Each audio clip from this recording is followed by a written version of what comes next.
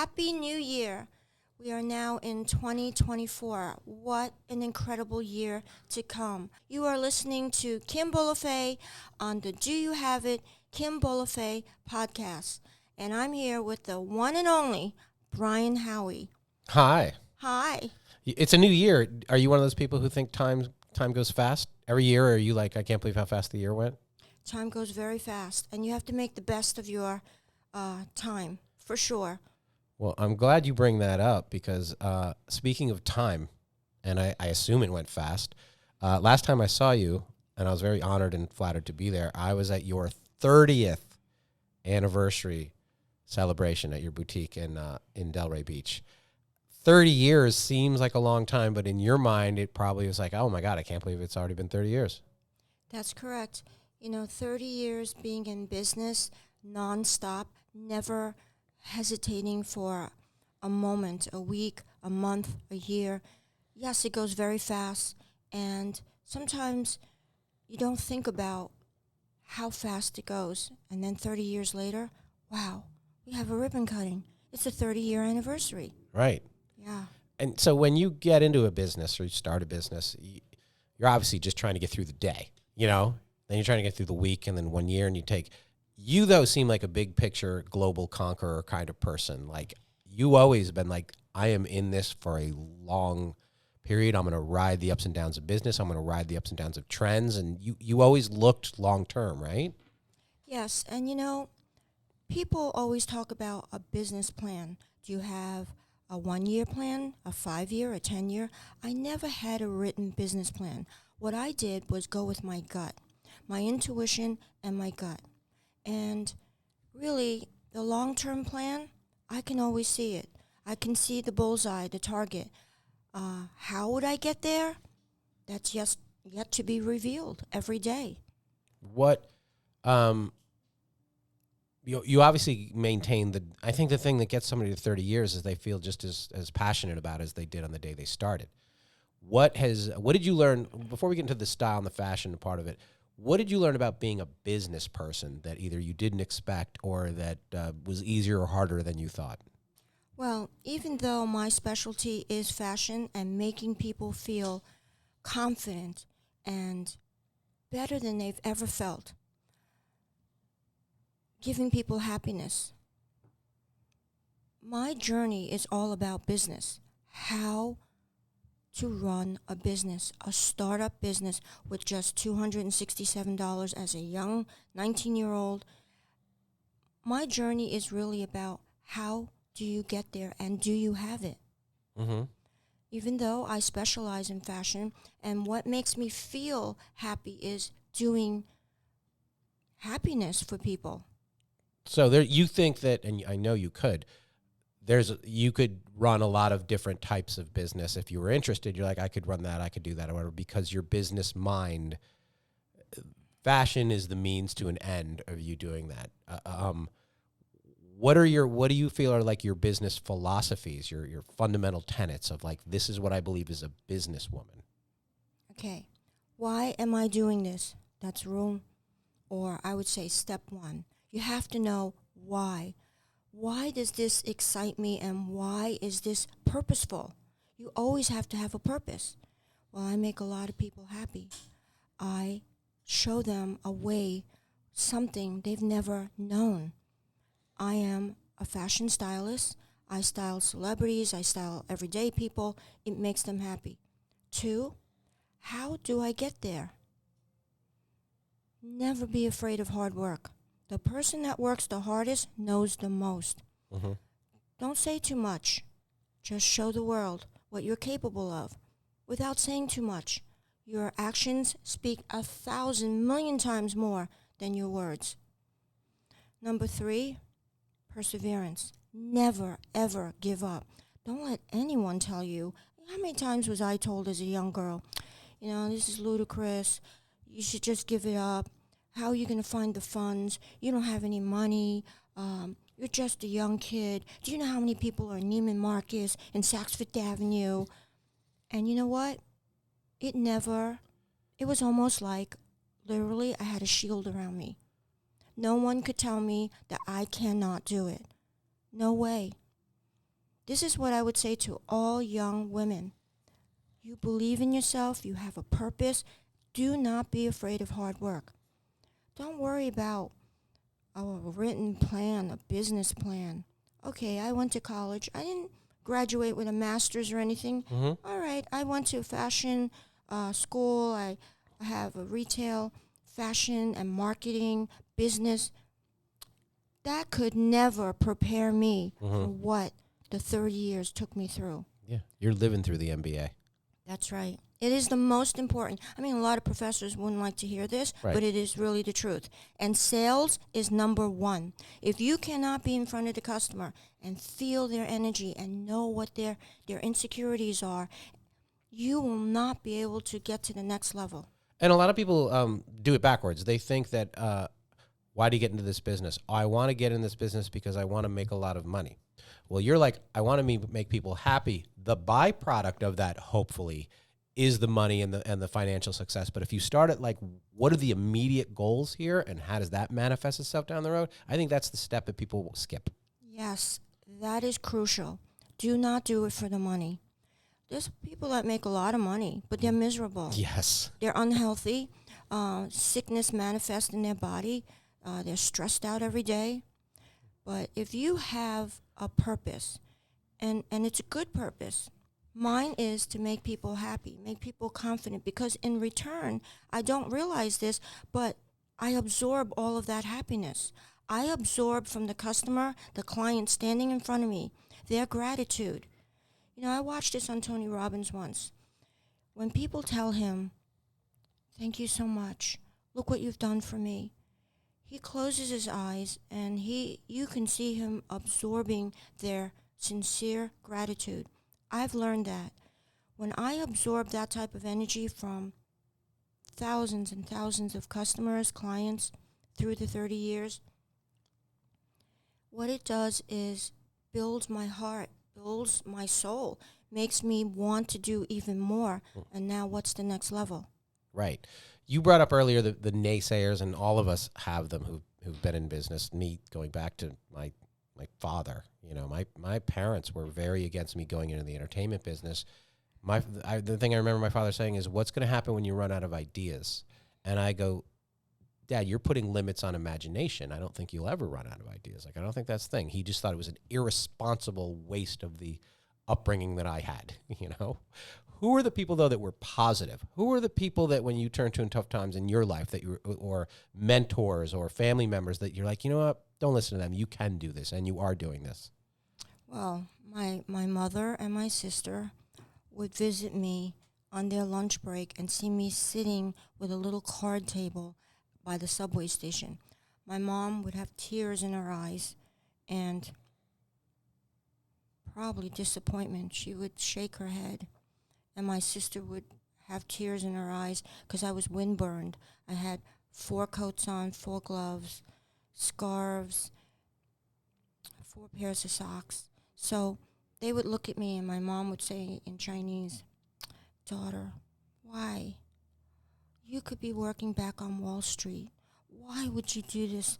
Look what you look like. You look like the homeless. And my sister would just shake her head. Big sister, why do you do this to yourself? And I would say this, one sentence.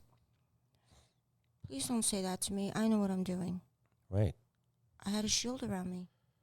Did they ever come around and see the success and been like, sorry, we were not more encouraging, you were right? What happened later on is, because we were so poor, I told my mom, watch what happens. I'm going to take you around the world. You're going to travel with me. I'm going to give you everything that you couldn't have because you had 4 children and we were poor. And yes, she is so proud of me. She's in heaven now, but so proud of me. And my sister, absolutely the same. My entire family says it. But at first they all thought I was crazy. Mm-hmm. She looks like a homeless person sitting next to a card table. It's freezing. It's snowing. She got snow all over her boots. Why is she doing this? Did she grow up in China? My Your mom, mother? Yeah. She grew up in China, but she left and went into Hong Kong when she was 15. Because when you go to China, you go to a lot of agencies, even to this day, that is what it is. A lot of people selling something. A lot of people in the street with the card table trying to sell. It's very cultural. And I always go over there. I'm like, God, I love the hustle of that person. That person probably has 3 jobs, but right now for 4 hours, instead of sitting at home, they're trying to sell something. Yeah, it's a mindset. It's a mindset. And different nationalities have different types of work ethic. I think probably, and I didn't grow up around Asians. I grew up with all Caucasians. Mm-hmm. But from what my parents told me, the mindset, the work ethic of usually an Asian, Mm-hmm. unbeatable. Yeah. It's relentless. They've got the hustle. And I have the hustle too, but I've softened because I have the Western in me too. But a part of that is anybody who's an entrepreneur or a business owner, at some level, we are gamblers. You're betting on yourself mostly, but it is a gamble. It is not the safest route. You can use all the analogies you want. You are doubling down. You're putting a lot of chips in the pot. You are making a bet. You could say any way you want. We are, and that's what you have to do. And that is not a safe way to. It is both liberating when it's because you are in control of hopefully the outcome, but it's also very stressful. You know. Yes, but there is no real reward without the risk. Yeah. Oh, I agree. And when you're putting in your own money, whatever that money is, even you bring up the just less than $300, that was all the money in the world to you then. Yes. But that's the other thing. If you don't have much and what you have, it's got to work. It's got to work. You do whatever it takes. Failure's not an option. Never an option. Of course, you have to feel good about yourself and that you don't do anything like cheat people, or you have to do the right thing. Don't worry about the money. It comes. Now, I know that you always felt that you could do this. When into the 30-year journey did you sort of turn the corner and you're like, I am doing this. This is going to work out for me? I know you never get comfortable with it. Was there a point where like, you know what, this is going to be fine? Well, Was it when you first opened a store? Was it that far down the road? Well, when I first opened up a store, because the rent was so high, and I always picked certain zip codes. Mm-hmm. I did not choose a little 10 by 10 store next to a gas station or Publix. I always chose the most expensive real estate because I understand my value. Right. So when did I always knew. There was no really any point. The first store was where? Meisner It was Park, Meisner. And this was 30 years ago. 30 years ago. And Meisner was still obviously Meisner back then. It's no cheaper now, trust me. So you went in there, and signing that lease it's a risk. You also have to get a landlord to believe in your vision. Yes, absolutely. You have to have this whole profile. What have you done? Mm. Why should we give you this chance? There's 1,000 people online. Why would we give you? Who is Kim Bolufé? Right. Who is this little girl? Why? Why would we give it to you? Because there's a lot of other people that want it. Well, your best salesperson that represents you is you. When you walk in, no matter how young you look, and I did look like a baby back then, it was my confidence. Mm-hmm. It was my belief, my self-belief system. And I am going to bring to you what you do not have here. I am going to create a niche. And that's what happened. Yeah, and it's not just you're selling clothes. You have to sell a vision. You have to sell to vendors. You have to sell to landlords. You have to sell this whole bankers, this whole ecosystem of people you have to get to believe. And you are driving this train of this is about this vision of making people confident and happy. You sell confident. You don't sell clothing. The clothing is the mechanism to that. That's right. That's a nebulous thing for people to understand. Tony Robbins is selling confidence. That's right. He's not just selling trips and seminars. He's selling confidence. And that is something for people who aren't necessarily confident to grasp. And they're like, oh, it's not a little label where if I pay $24 and take a shot, I can get confidence. It's a whole process and journey. And you are trying to get so many different people, a lot of men especially, to believe in what one woman is trying to do. So it's ballsy. Yes, but you don't know that it's ballsy when you're doing it. to convince you're right. It takes an entire, how many levels it takes to first get the landlord to believe in you, the vendors. Well, why should I sell it to you? Because, I also demand loyalty. If you sell to me, you can't sell to anyone X amount of miles near me. I have the total exclusive. So the vendor would say, why? Why? Because when they meet me or whoever they're meeting, you have to be able to stand in front of them and they feel the confidence and the belief that you have in yourself that you can do this. Right. They have to 1,000% believe that you can do this and you are going to help their business too. Right. And that you're not just going to get comfortable and I'm done here and I'm going to go get on a cruise and not do business with them next year. Like, they have to believe, even when you're successful, that you have another 30 years in you, that it's not about the success of the money. It's about, I am passionate and I am curious about where I can take my brand, where I can take my vision, and where I can take this community of people who I am giving the happiness and the confidence to, and it's always selling that. Yes, and the vendor also has to remember that, let's say a year or 2 years down the way, you don't want to do business with them anymore for whatever reason. And my reason would almost always, I should say, is if I thought the person did something unethical. You see, I am in a position in my life now, in my business, that even if I had to pay more, this is probably not good to say, but it's true. Even if I had to pay more, but I thought that I was helping a vendor and his family for a good reason, for good purpose, and he's a good person, and he gives back to the world as well.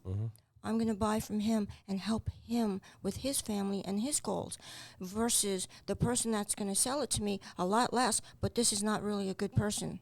Because that ecosystem and that karma and that energy will circulate back to you. Yes. Doesn't mean you have to charge her more, vendors. Just know that. Yeah. So She's believing in you, and you're believing. Everything is about, we're in this together. If it benefits me, it benefits you, and let's create a partnership and a relationship that's going to sustain itself. People don't necessarily understand that, because if you just went on this massive shopping, trip to Italy, it's not just about, I'm trying to get the best deal. I'm trying to create a partnership that is going to benefit the whole brand. That's right. That's right.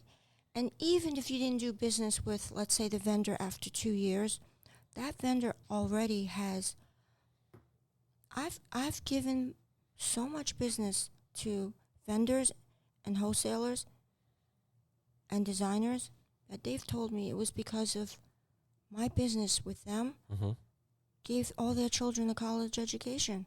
Wow. Yeah. So if even after 2 years or more, you don't want to do business with them, they have still gained so much. There obviously were, I don't like to use the word mistakes because that implies a regret, but were there some lessons, hard lessons learned along the way, like I could have done this differently or this should have worked out, that you remember? Okay, they are lessons, and we're all on a journey. I don't really have regrets. And of course, in the course of a young person's life, as they mature, you care too much. I cared too much about how I would be perceived, what people thought of me. It doesn't matter. Today, it really doesn't matter. What really matters is how you feel about the people that you've enhanced. It doesn't matter if people doubt you. Don't ever let that creep in, because when I was a young girl, especially in my upbringing, it mattered what people thought when they saw me. Oh, look what she's wearing, or what people were saying. Oh, she'll never make you. She has no money.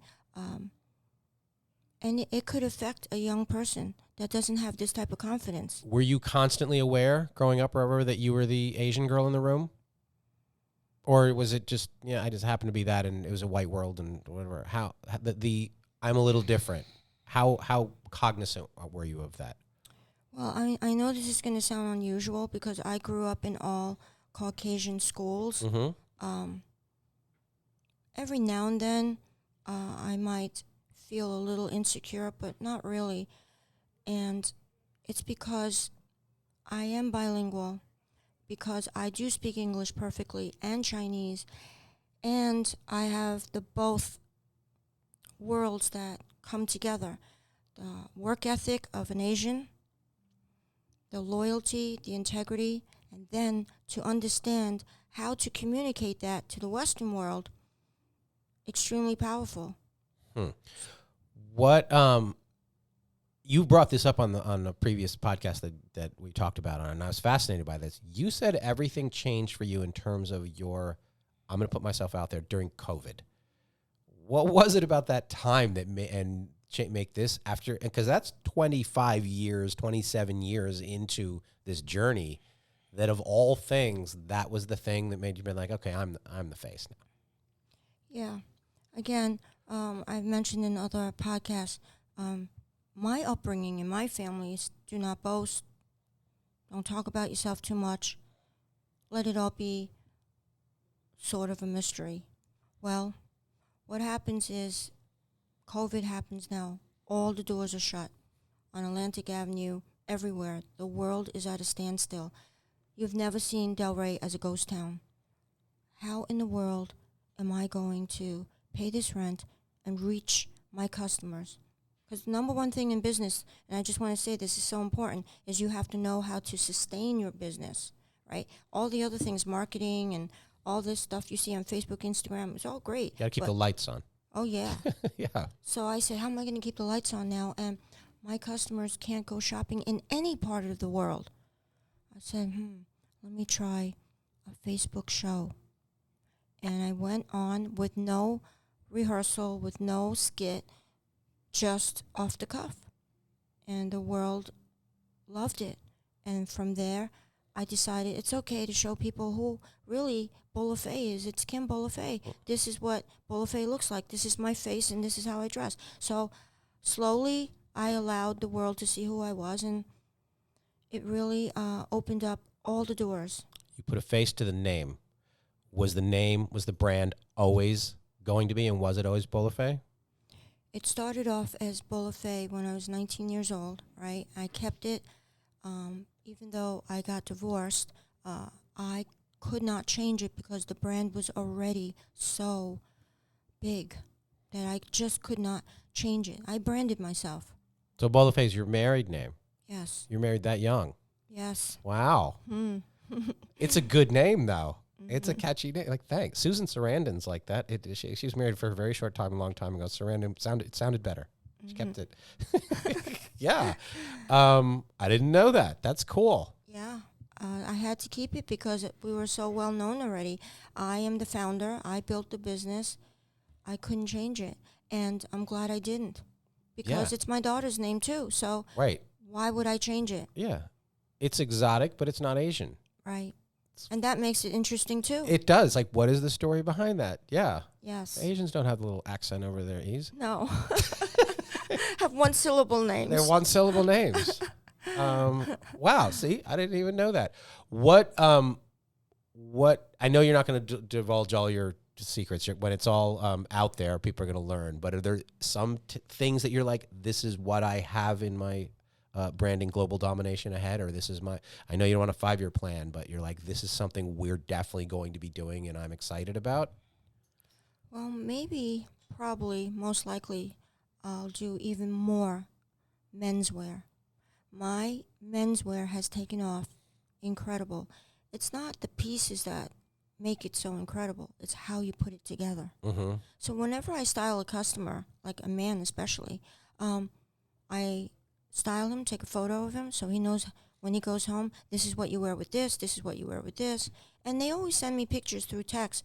Kim, I bought these shoes. Does this go with the outfit I bought? So I would say for my future, the men's business is going to be even bigger than what it is now. And the men are the ones who, there is a hole in the whole fashion market for the men that is looking to be filled. There are more men now who are, I think, more aware of their appearance, more willing to do things, more willing to take chances, I think, than ever before. Yes. Straight men. Yes, Yes. Absolutely. Because a man around 50 doesn't want to look like an old man, and he doesn't want to look ridiculous. Right. So now he comes to me, and I show him how he can look successful, confident, and take the world on. Yeah. And that begins with what you look like before you even open up your mouth, before you say your first sentence. And the women need to be a little bit better about telling a man when he does look good, or this looks great on you, right? And be encouraging. You know, it's always the woman's the picture and the man's the frame a lot of times, so it's taken for granted. Wear whatever, it doesn't matter. But on those rare occasions that we hear, like, that jacket looks fantastic, I love that, it goes so far, because then they're like, oh, it does make a difference. It does. It's like when your woman says to you, wow, you look great. That looks fantastic on you. It's very rare. That was one of the things I got out of going through the whole experience of going. There was like a half a dozen women in there telling me that looked good. And even though you're so confident already, what did that do for you? Oh, it made it seem like I could take things to a higher level, and that if they cared, I need to care a lot more. Yeah. Right. You know, we hear all those times like, oh, you need to wear better shoes as a man, and we hear things like that, but you don't hear about the rest of it. And the reaction and the not just the compliments, but sort of the engagement you get from people when you are dressed in your clothing or just stylishly, is that the word? It does make a difference. You carry that around. I was like, I liked that feeling. Yes, of course.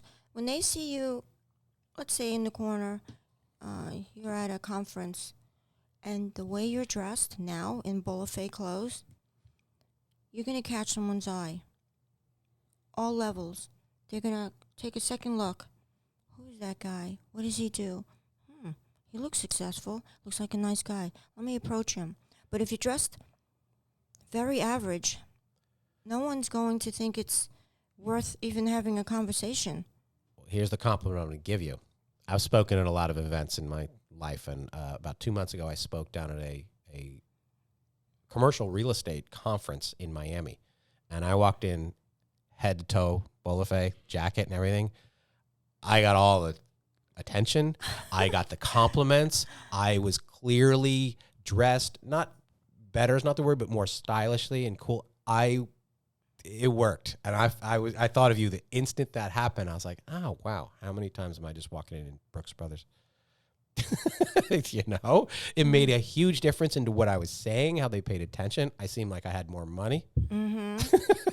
You know, all of that, all of it. I seem more successful because it was like, oh, I've got all the other parts, and let me focus on like now what I'm wearing. It's usually the last part of it for the, you know, you hear these guys like Steve Jobs and Zuckerberg, and they're like, oh, it's one less decision I have to make is to care about my clothes.